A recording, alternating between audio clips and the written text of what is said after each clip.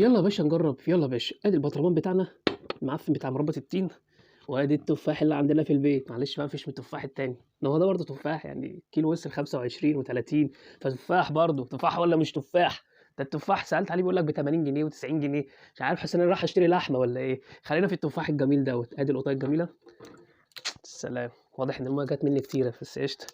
والموس لورد ده من زمان الزمن جميل. حطينا حاج لورد.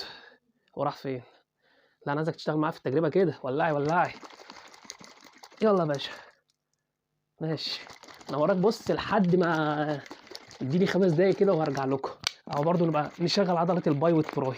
ودلوقتي يا باشا بعد ما هزينا وعملنا وخلصنا، ادي البطرمان بتاعنا الجميل، وادي القطايه. اوبا بص، ده ولا اكنها مقشره، مقشره مين يا عم؟ هي فعلا مقشره الجميله اهيت. وادي التقشير بتاعنا الجميل اهو.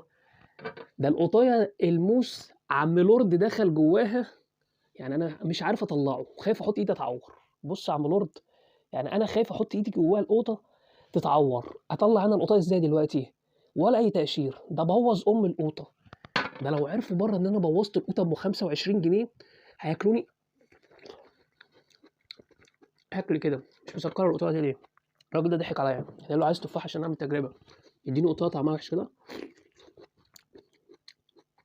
بلح يا رجاله، بلح. نصيحه لاي حد يروح يشتري تفاح 25 جنيه، زي الفل.